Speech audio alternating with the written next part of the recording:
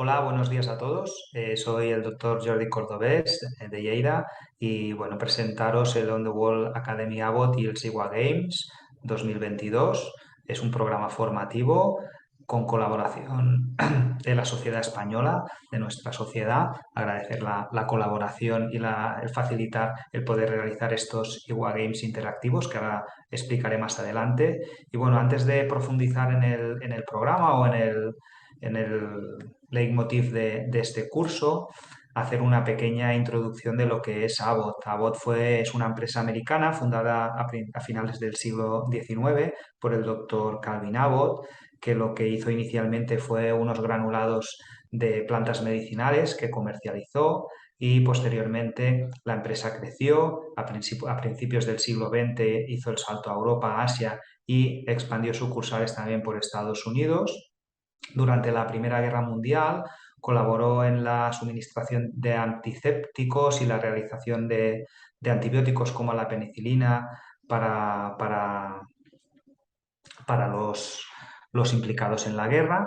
Y en el año 36 destaca el lanzamiento del Pentotal, que es el primer inductor anestésico que permite la cirugía moderna. Más recientemente, en los años 80, hizo el primer kit de detección del HIV en humanos y una parte de la empresa se dedica al estudio de esta patología y actualmente cuenta con más de 1.000 empleados a lo largo de todo el mundo. Es una empresa muy extensa que trabaja en diferentes ámbitos, tanto de la nutrición, biología molecular, diabetes mellitus, en campo del dolor crónico, como he dicho antes, en estudio de antibióticos y del HIV, también en veterinaria, en salud animal y en los campos que a nosotros nos atañe, pues en el sector vascular, en cardio y en vascular periférico.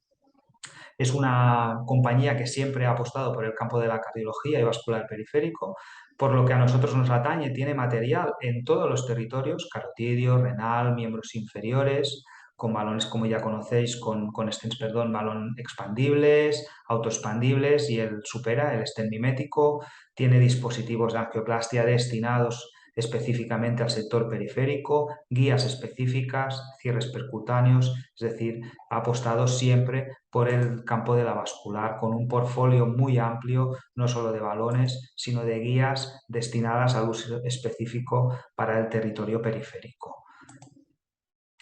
En cuanto al programa formativo, Abbott siempre ha apostado por la formación. Yo tuve el privilegio en el año 2009 de formar parte del Fellowship Program, un programa formativo sin ningún ánimo más que el formar a adjuntos jóvenes y residentes de último año para ampliar y difundir los conocimientos endovasculares. Este curso formaba o constaba de charlas formativas, donde unos médicos que ahora os presentaré dábamos charlas formativas. Aparte había talleres prácticos con simuladores y se hacían casos en vivo. Los, los, los, eh, los médicos que se formaban venían a los hospitales de los médicos formadores y luego posteriormente los médicos formadores íbamos a los hospitales a también tutorizar y ayudar a implementar las técnicas. Se hacían, me acuerdo perfectamente, las primeras charlas o los primeros encuentros en Bruselas, donde Abbott tenía un centro formativo, donde había simuladores y ahí se realizaban pues las charlas y las primeras prácticas y posteriormente ya se hacía todo aquí en España, en nuestros centros. Y no solo se daba este curso, que hubo diferentes años o diferentes promociones, sino que posteriormente se tutorizaba y se seguía a todos estos médicos que habían formado parte de los cursos para asistirles en cualquier cosa que necesitaran. Me gustaría hacer mención a todos los profesores que formaron parte de aquella primera generación de programa formativo, el doctor Antonio Orgaz, jefe de servicio del Hospital de Toledo actualmente, el doctor Benet Gómez del Hospital Juan 23 de Tarragona, el doctor Pepe Moreno, que era jefe de servicio de Almería, actualmente trabaja en Granada, el doctor Nacho Lojo de La Coruña, doctor Javier Martínez, jefe de servicio de Jaén, y yo, que era bastante más joven, De todos ellos aprendí un montón. La verdad es que fue un placer trabajar con ellos. Y actualmente Abbott quiere dar un paso más allá y crear el Endogold Academy Campus, que es otro programa formativo, interactivo, participativo, de proximidad, donde todos somos médicos y todos nos formamos y todos aprendemos, con el objetivo de desarrollar y la formación endovascular periférica, pues en aquellos centros que están iniciando o quieren dar un paso más allá en este territorio. Este curso o este programa formativo tiene diferentes fases. Una fase inicial donde hay unas charlas sectorizadas en el sector aórtico ilíaco o sector proximal, sector femoropopliteo y sector distal, donde se realizarán unas charlas sobre hot topics o problemas habituales. Y posteriormente sobre estas charlas se hace un IWA Games, que es donde vosotros participaréis activamente con retos y preguntas que os lanzaréis, de manera que se intenta hacer un aprendizaje recíproco e interactivo, y posteriormente pasaremos a los encuentros presenciales donde los médicos que os damos las charlas os ayudaremos o asistiremos en los casos que creáis que necesitáis ayuda o que podéis considerar más complejos, como una especie de proctorización.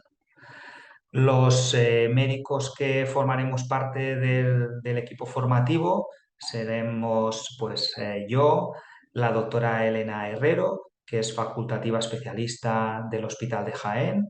Ella se formó en la formación en la Fundación Jiménez Díaz y posteriormente trabajó en Jaén, hizo un salto por Marbella, volvió a Madrid y otra vez regresó a sus orígenes, donde ha realizado la mayor parte de su trayectoria profesional ahí en Jaén, y es una doctora con una amplia experiencia en el sector periférico. Trabaja muy bien todo lo que es el sector proximal con el uso de iBus, sistemas de reentrada, y la verdad es que es un gusto poder compartir conocimientos con ella.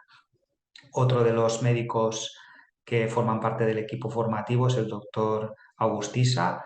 Yo lo conozco de cuando éramos todos más jóvenes. Se formó en el Hospital del Mar y ya posteriormente fue al Hospital de Cruces, donde ha realizado toda su trayectoria profesional. La verdad es que es un placer y vamos a aprender mucho de toda su experiencia en el campo below the knee, donde hoy en día yo creo que es un referente europeo y mundial. Y nada, no me gustaría dejarme una parte fundamental, que es el equipo de Abbott, que más que un equipo es una familia, que trabajan en silencio, en la sombra, y que gracias a ellos nos permite poder estar hoy aquí y que todo esto funcione. Hacen un trabajo enorme. Yo a muchos de ellos los conozco desde hace muchísimo tiempo. Son un equipo excepcional y unas bellísimas personas, y para mí son casi como una familia, y es importante dar el reconocimiento que se merecen. Sin más, pues damos abierto este programa y espero que compartamos muchísimos conocimientos, que sea de vuestro agrado, y tanto yo como August como Elena estamos aquí para ayudaros en todo lo que sea necesario.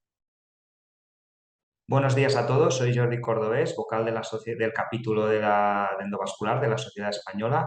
Vamos a dar inicio a las charlas del Endowall Academy y al IWA Games, y agradecer la colaboración de la Sociedad Española para poder realizar todo este proyecto.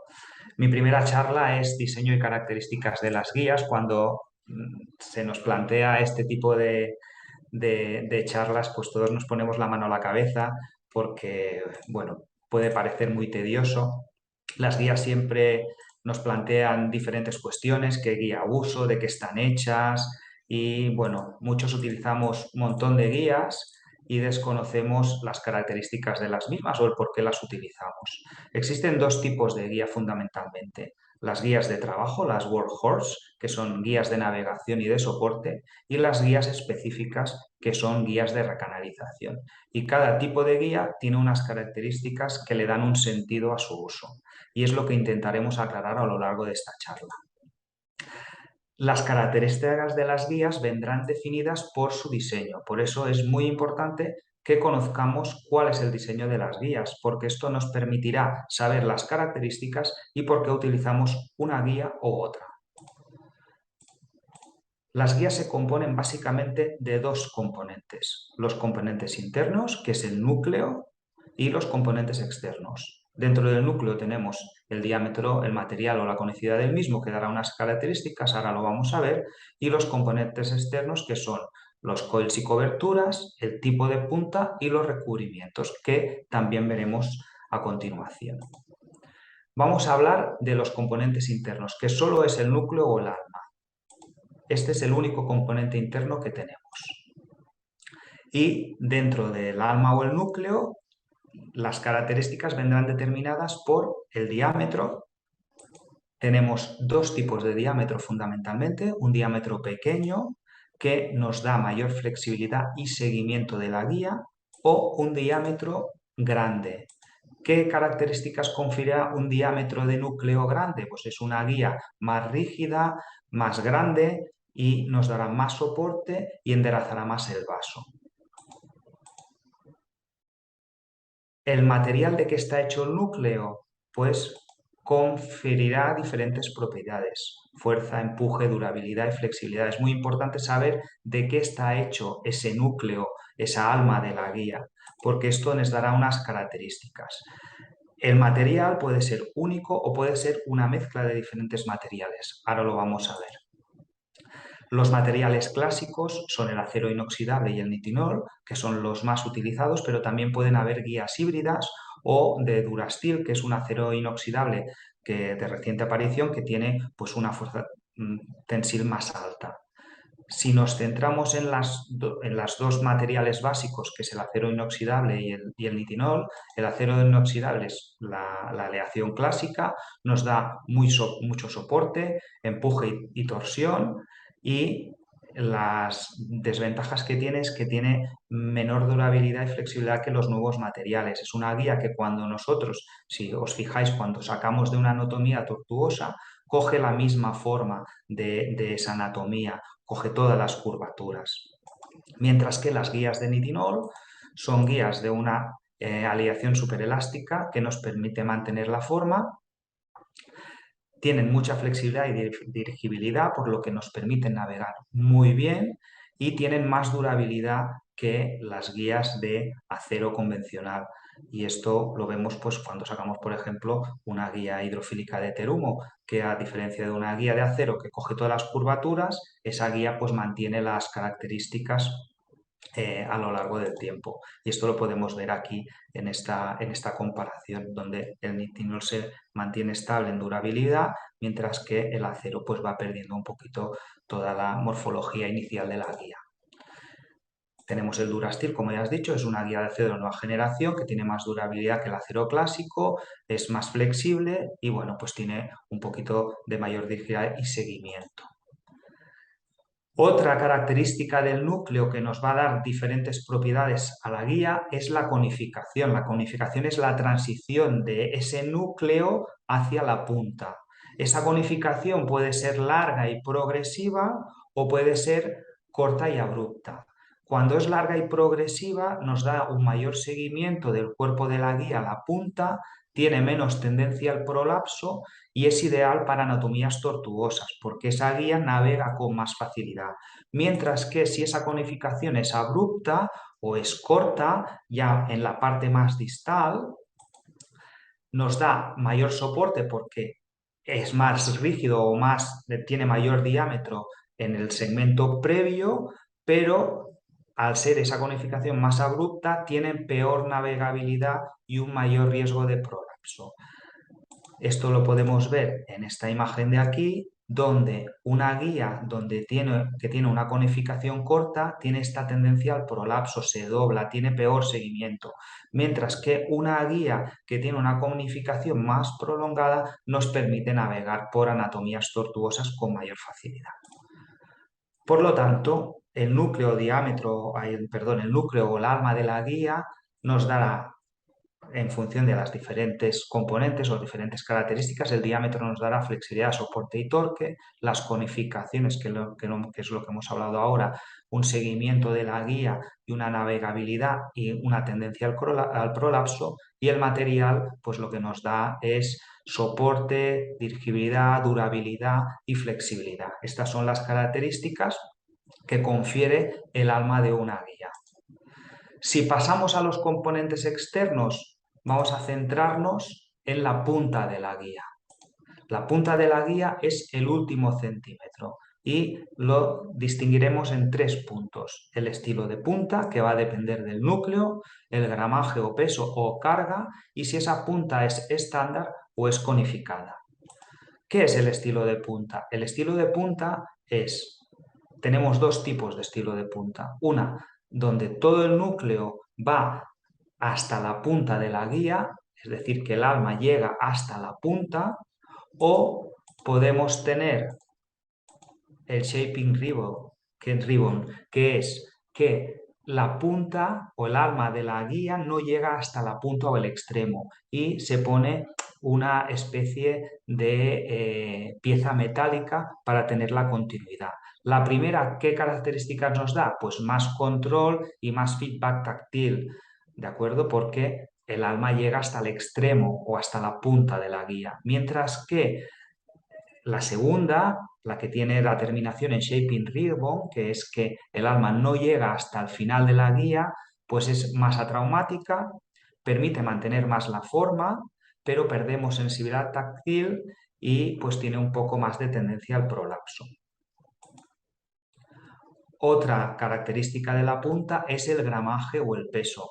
Nosotros podemos poner carga en la punta de la guía y esto nos conferirá diferentes propiedades, sobre todo la capacidad de penetración. A mayor carga, más empuje y más capacidad de penetración. Y otra característica de la punta de la guía es la conificación. La guía puede tener una punta convencional, es decir, que mantiene el mismo diámetro toda la guía, o puede ser conificada. ¿Qué nos permitirá una punta conificada? Una mayor capacidad de penetración. Y esto es muy útil en oclusiones muy cerradas o muy calcificadas, donde no podemos penetrar por los microcanales con una guía de punta convencional, pues esa punta conificada nos da unas características en forma de lanza para poder penetrar en esa lesión. Es muy importante que sepamos que para poder dirigir a una guía tenemos que conformar la punta, ¿de acuerdo? Porque si la punta no tiene curvatura, no la vamos a poder dirigir. Entonces es muy importante darle, sobre todo a las guías que vienen con punta recta, un moldeado al extremo de la guía. ¿Cómo lo podemos hacer? Con un moldeador de punta. Algunas guías ya lo llevan y si no lo podemos hacer con una aguja. Aquí podemos ver un ejemplo práctico donde con un moldeador sacamos unos milímetros del extremo distal de la guía y le damos una configuración para poder rotar y girar y dirigir esa guía. Yo no lo suelo hacer así porque con una aguja es fácil pincharse y lo que hago es con la vaina del introductor, introduzco la guía dentro de la vaina del introductor, saco el extremo de la guía por el final de la vaina y lo moldeo. De esta manera consigo darle la curvatura que yo necesito al extremo de la guía para poderla dirigir. Si queremos hacer un moldeado para navegar, lo que hacemos en lugar de hacer esta curvatura más abrupta, lo que hacemos es peinar la guía para que coja una curvatura pues más uniforme. Y esto nos permite navegar. Por lo tanto, el tipo de punta, ¿qué características nos dará? Dirigibilidad y penetración. Vamos a seguir con los componentes externos, los coils y coberturas. Coils y coberturas. Los coils o espirales y las cubiertas afectarán al soporte, seguimiento, dirigibilidad, lubricidad y visibilidad. Yo sobre todo insistiría en el seguimiento y la visibilidad. ¿De acuerdo? Tenemos los coils que permiten configurar la forma de la punta. ¿Qué hacen los coils? Mantener el diámetro constante de la guía. Recordar que el alma generalmente se conifica y estos coils permitan que la guía sea uniforme de inicio a fin. Estos coils nos dan un feedback táctil y, lo más importante, permiten visualizar la punta porque llevan marcas radiopacas. Existen dos configuraciones de coils, unos que son más compactos y otros que son menos compactos. Generalmente se colocan en la zona más distal y esto permite que nosotros podamos configurar la punta, darle esa curvatura que nosotros necesitamos y esto lo permiten los coils. Aparte de los coils, tenemos las coberturas o fundas de polímero. ¿Estas qué hacen? Pues dan lubricidad para poder superar la lesión o acceder a ella y permiten pues, que la guía navegue fácilmente por las anatomías. Cuando hay una funda de polímero o una cubierta polimérica, esta siempre es hidrofílica. Es decir, que toda guía que lleve cubierta polimérica será una guía hidrofílica. Aquí podemos ver, pues, tendríamos que ver la imagen de la cobertura de toda la conificación de la guía con la cubierta polimérica. Por lo tanto, los coils dotan a la guía de feedback táctil, radiopacidad y mantienen el diámetro externo mientras el alma se reduce. ¿Qué hacen las cubiertas? Crean una superficie suave que da mayor navegabilidad. La guía resbala mejor. Y ya por último, vamos al recubrimiento, que esto todos los conocéis, están diseñados para reducir la fricción, mejorar el seguimiento y mejorar la interacción de los dispositivos. Tenemos dos tipos de recubrimiento, el hidrofóbico, que repele el agua, no es necesario el uso de suero para activarlo, reduce la fricción y proporciona buen empuje, soporte y feedback táctil. Y el hidrofílico, que minimiza la fricción, da una excelente navegabilidad y atrae el agua para crear una capa o superficie deslizante. Esta sí necesitamos irla mojando constantemente con suero. También podemos tener recubrimientos mixtos, donde haya una parte hidrofóbica y una parte hidrofílica. Aquí lo podemos ver en esta guía, donde la parte distal es hidrofóbica. Esto nos permitirá mayor capacidad de penetración porque la guía no resbalará tanto en el segmento distal. Por lo tanto, los recubrimientos nos afectan al seguimiento y navegabilidad. Bueno, y después de todo este rollo, vamos a intentar ver un poquito cómo son las guías más frecuentes de nuestro uso habitual. Vamos a la guía hidrofílica clásica de Terumo, pues es una guía de nitinol. Recordar que se deforma poco a pesar de usarla durante mucho tiempo, con una cubierta polimérica y un revestimiento hidrofílico. Es una guía hidrofílica, necesita el agua para deslizarse y navegar bien. Podemos tener diferentes tipos de guía de Terumo con dos rigideces de eje y dos puntas. Tenemos la guía rígida, la guía estándar y la guía pues, con una punta recta o una punta ya angulada. Es una guía que da muy buena navegabilidad y a más rigidez tiene más avance, pero tenemos menos control. La Starter, por ejemplo, es una guía de acero conificado con recubrimiento hidrofóbico de PTFE. La punta puede ser recta o en J, ya viene preconfigurada y tiene coils distales con marcas radiopacas que dan visibilidad a la punta de la guía. Es una guía fundamentalmente de diagnóstico y de trabajo. Es una guía, una workhorse que llamamos nosotros.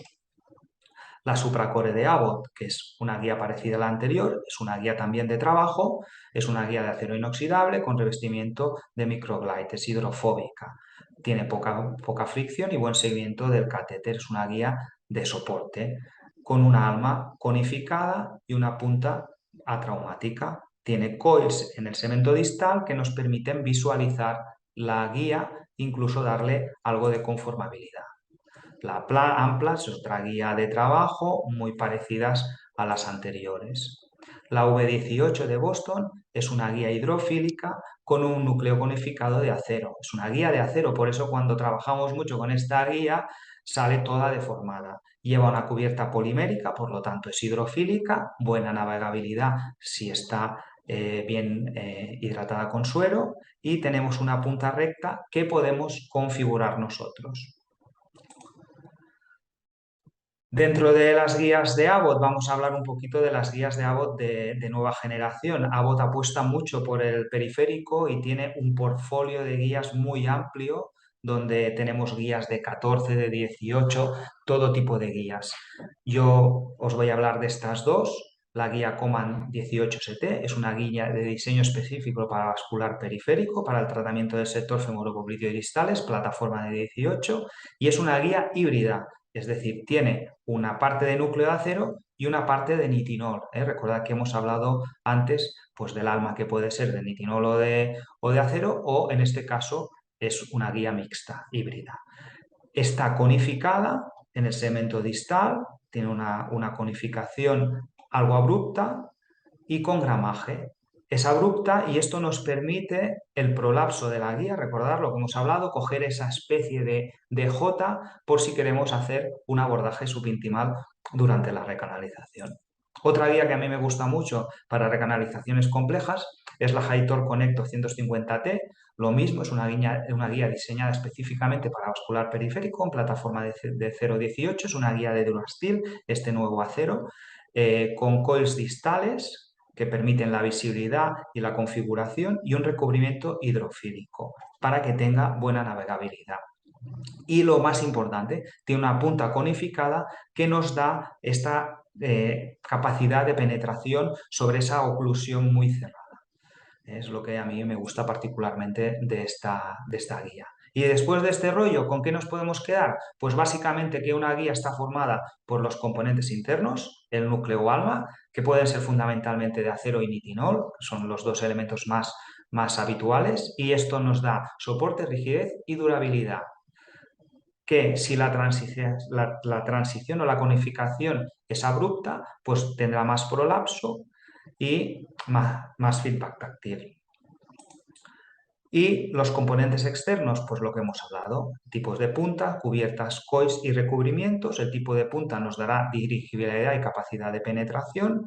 La cubierta y los coils nos darán poder preconfigurar la guía, la cubierta que siempre es hidrofílica, navegabilidad, y estos coils también conferirán la propiedad de visibilidad de la guía. Y los recubrimientos que pues afectan al seguimiento y la navegabilidad. Bueno, y ya para terminar, podemos ver aquí, tenemos las guías de trabajo, que son las guías de navegación y soporte. Las de navegación son guías flexibles con diferentes tipos de punta y una conificación progresiva. Las guías de soporte suelen ser guías más rígidas, con un diámetro o un núcleo más grande, y la punta suele ser blanda y atraumática para que no dañe mientras nosotros estamos pasando dispositivos. A más peso o más soporte tenemos las guías de extra soporte, y si damos más carga en la punta pasamos a las guías específicas, que son las guías de recanalización, que suelen ser pues con gramaje en la punta y conificadas. Algunas incluso pueden ser con la parte distal hidrofóbica para penetrar. ¿Qué guías utilizo yo? Para una lesión estándar, ¿qué busco? Una guía que navegue fácilmente y que sea traumática con una punta blanda. Para una lesión más compleja, que no sea oclusiva, una guía que esté bien lubrificada, que navegue bien, con algo de fuerza de empuje y con una punta con algo más de rigidez. Y para una oclusión, busco una guía que tenga capacidad de penetración, empuje, maniobrabilidad, puede ser conificada.